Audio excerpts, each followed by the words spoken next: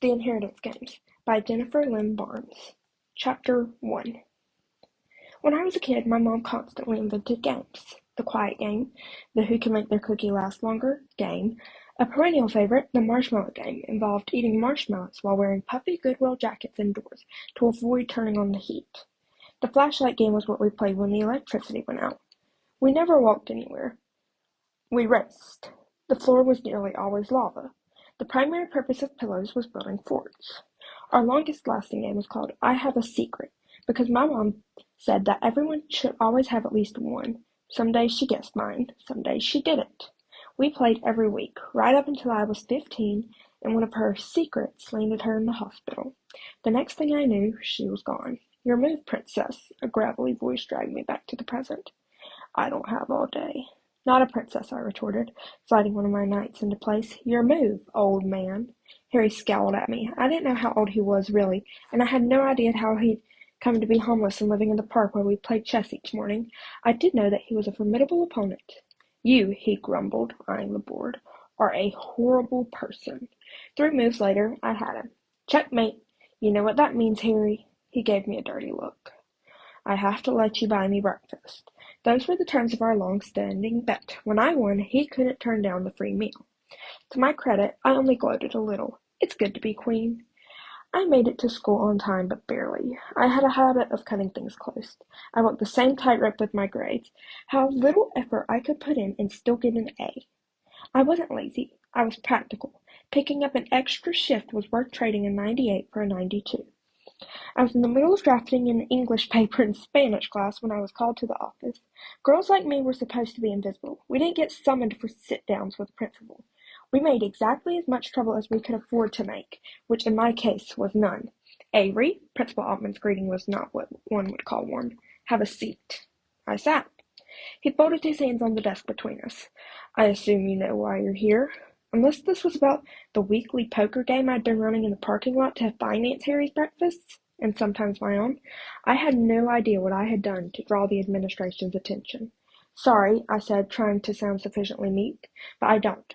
Principal Altman let me sit with my response for a moment and presented me with a stapled packet of paper.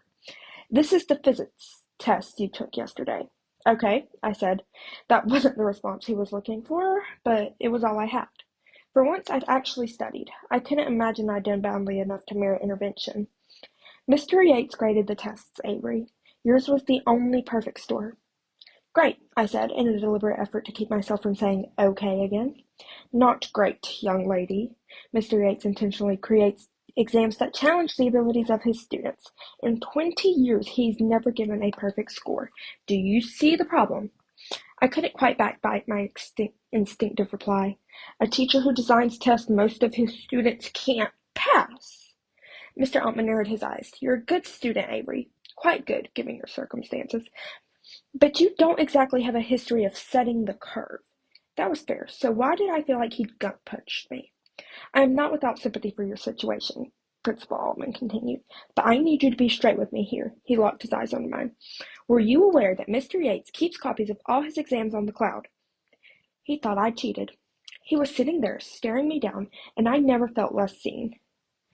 I'd like to help you, Avery. You've done extremely well, given the hand life has given you, don't you? I would hate to see any plans you might have for the future derailed. Any plans I might have, I repeated. If I'd had a different last name, if I had a dad who was a dentist and a mom who'd stayed home, he wouldn't have acted like the future was something I might have thought about. I'm a junior, I gritted out. I'll graduate next year with at least 2 semesters worth of college credit. My test score should put me in the scholarship contention at UConn, which has one of the top actuarial science programs in the country. Mr. Altman frowned. Actuarial science? Statistical risk assessment. It was the closest I could come to double majoring in poker and math. Besides, it was one of the most employable majors on the planet. Are you a fan of calculated risks, Miss Grams? Like cheating? I couldn't let myself get any angrier. Instead, I pictured myself playing chess. I marked out the moves in my mind. Girls like me didn't get to explode. I didn't cheat, I said calmly. I'd studied. I scraped together time in other classes between shifts later at night than I should have stayed up. Knowing that Mr. Yates was infamous for giving impossible tests had made me want to redefine possible. For once, instead of seeing how close I could cut it, I'd wanted to see how far I could go. And this was what I got for my effort, because girls like me didn't ace impossible exams. "I'll take the test again," I said, trying not to sound furious or worse, wounded. "I'll get the same grade, again." "And what would you say if I told you that Mr. Yates has prepared a new exam? All new questions, every bit as difficult as the first."